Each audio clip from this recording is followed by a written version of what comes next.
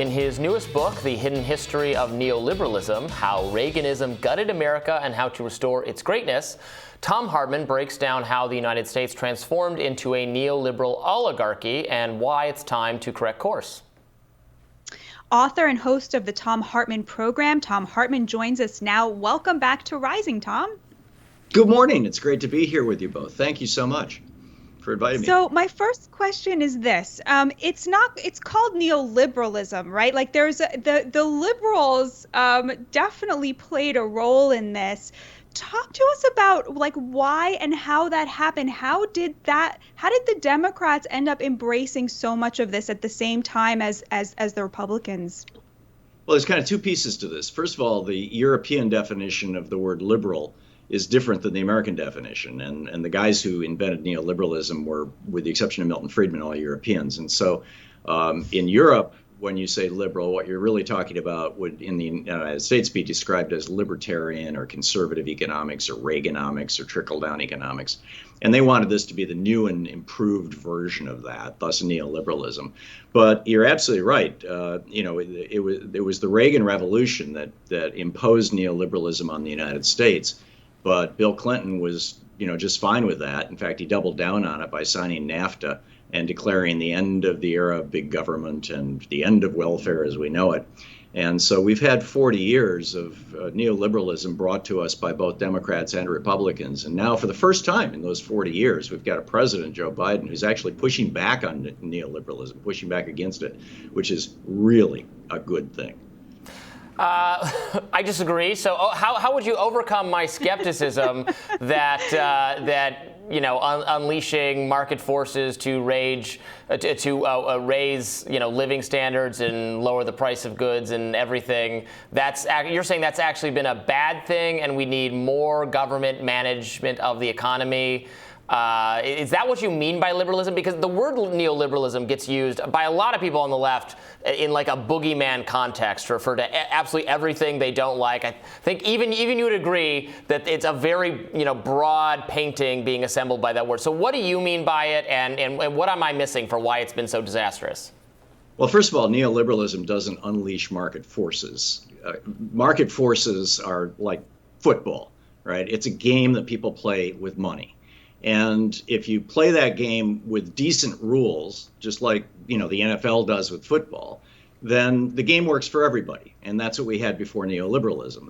That was basically Keynesian economics. We went from having fewer than 10% of Americans in the middle class in 1930 to 65% of Americans in the middle class in 1980 when Reagan came into office. It's now down to 45% because the, quote, government interference that actually produces a middle class. A middle class is not the normal state of capitalism. Read Dickens. That's the normal state of capitalism. And that was America in the census of 1900. The average American income in today's dollars, family income was $4,300. 95% of Americans were poor, dirt poor in 1900. And so what neoliberalism has done with so-called free trade, which is basically let corporations go anywhere in the world for the cheapest labor possible, by radically cutting taxes on the morbidly rich, which allows them to accumulate massive amounts of wealth that they principally invest in instruments that do not churn, that do not perpetuate the economy, that do not stimulate the economy. What we've seen is a collapse of the middle. Oh, and the neoliberal battle belief that labor unions are an inappropriate interference in the so-called free market, when in fact all they do is balance somewhat the power relationship between employers and employed. These neoliberal principles have gutted the American middle class, and frankly, Biden and many progressive Democrats in particular are calling for an end to it. I think it's a good thing. So here's my question. I totally agree with you about everything you just said. I don't think that the middle class is unlike Robbie. I don't think it's a naturally occurring phenomenon of the market. I think that the shift from a market economy based on production to one based on finance has been disastrous for the middle class. I totally agree with everything you're saying. Offshoring, NAFTA. My question is how come you don't give President Trump any credit? He was the one who got rid of NAFTA. He started a trade war with China, put tariffs tariffs on all of this stuff, he really jump-started a return of manufacturing. To me, he really was the first one to take an axe to the sort of handshake agreement between both parties that enforced this neoliberal order since 1980, like you said. Well, how come he doesn't get any credit in this story? Well, actually, in my book, he does. And I think it's an important point. I mean, I wouldn't say he was the first to take an axe to it. Bernie Sanders has been singing this song since 1980. Yes.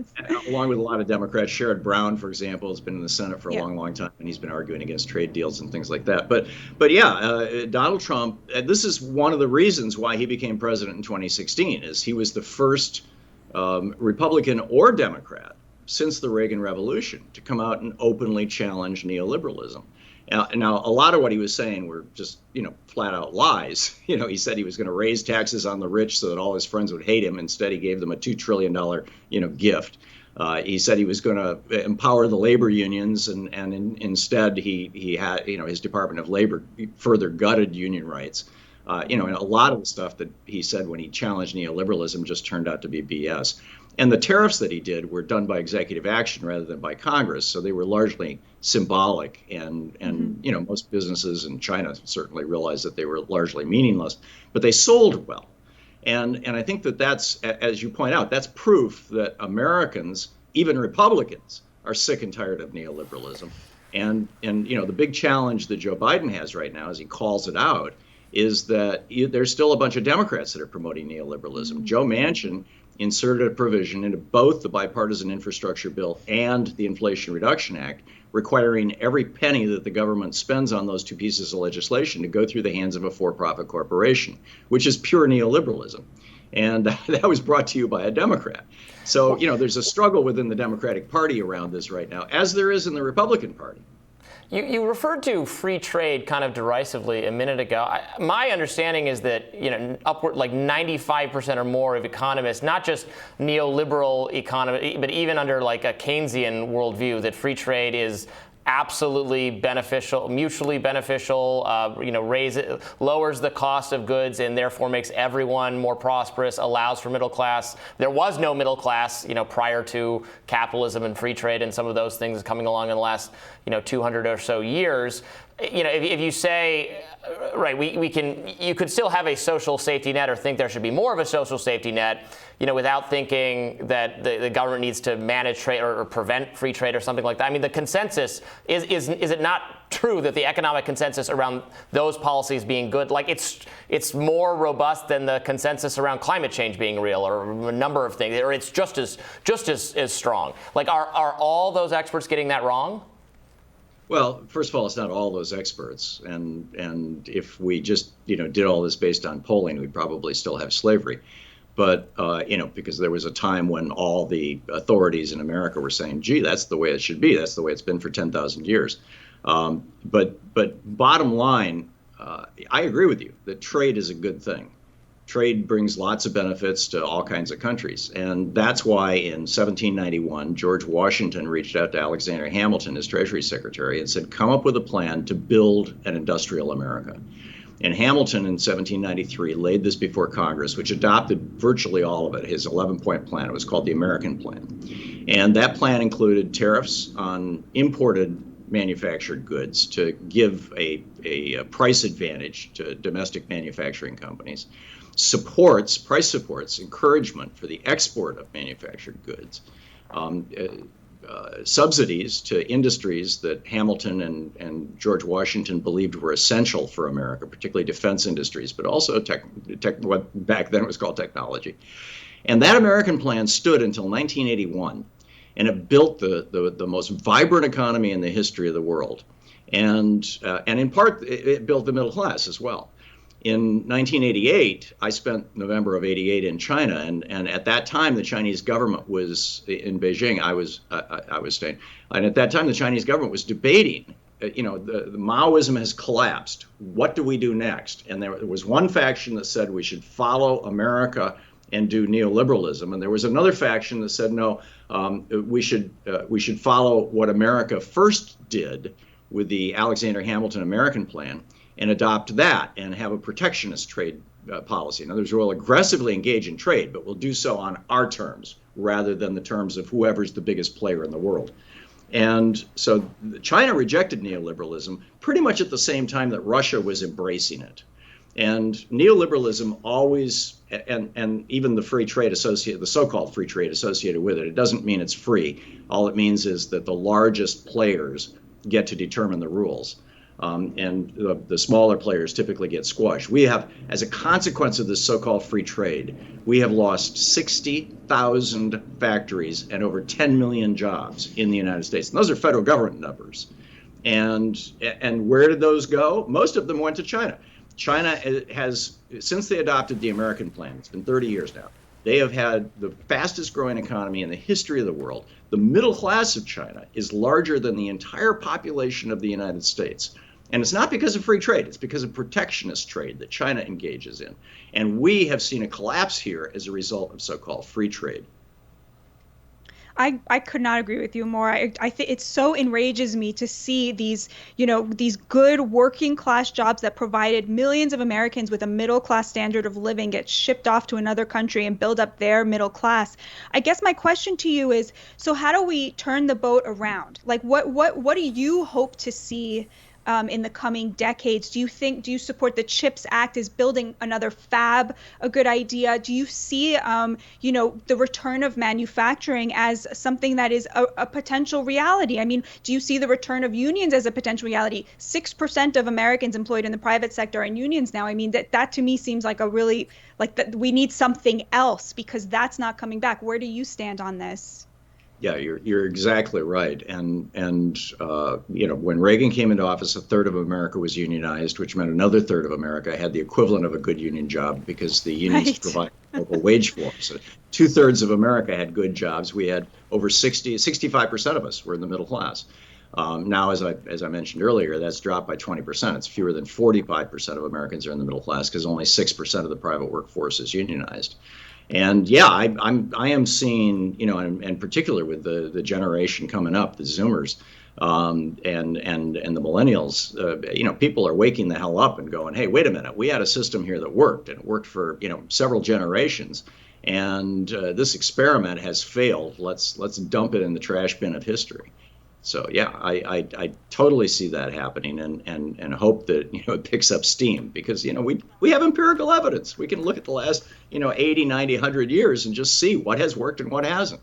But the reason we can't keep factory jobs here is because it's cheaper to offshore them, in part because of regulations and things that labor has advocated for that have made it too hard for business to be done here, so they went elsewhere. So how do you handle that? If you make it too costly to do business here, people will do business elsewhere, and then we're stuck in this reality. Like, labor wants to have it both ways. They want all this sorts of cushy protections, but then also to have an industrialized country. Like, you can't have both.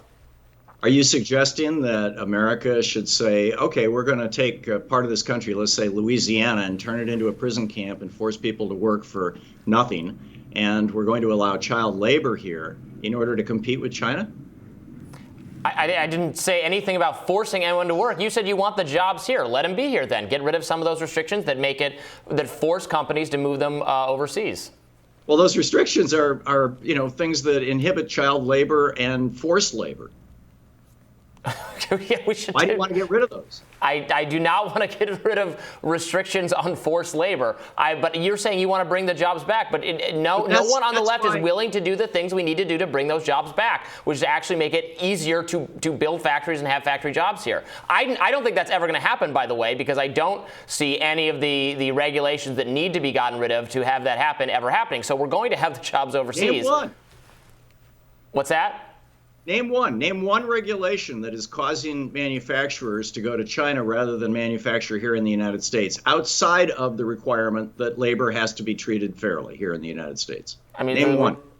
A minimum wage, environmental impact policies that prevent you from building anything. Right, so you want a dirty environment and you want an impoverished workforce. I don't think Americans want that.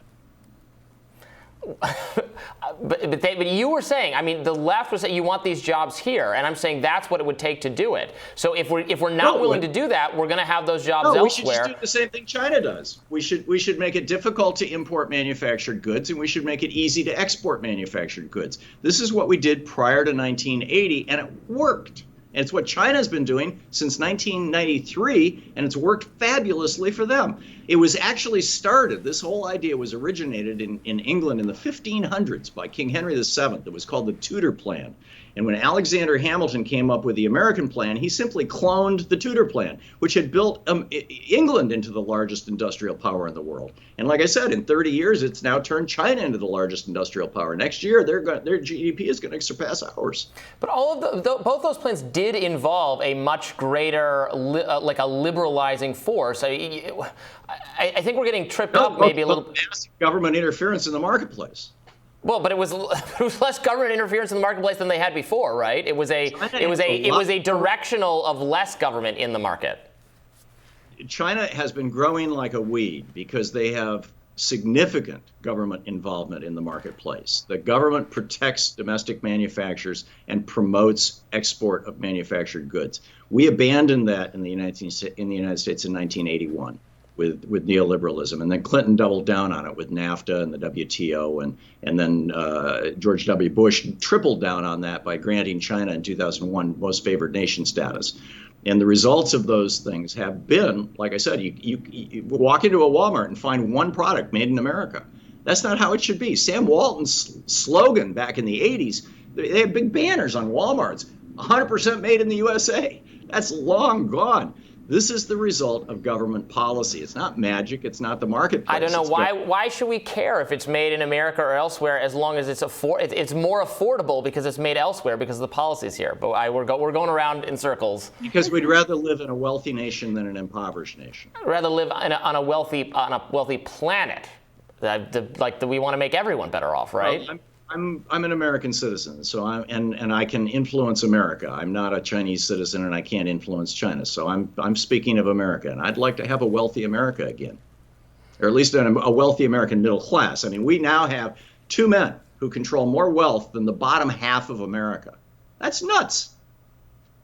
Well, Thom Hartmann, thank you so much for joining us. The book is The Hidden History of Neoliberalism: How Reaganism Gutted America and How to Restore Its Greatness. We appreciate it. Thanks so much for having me. Stay tuned for more Rising right after this.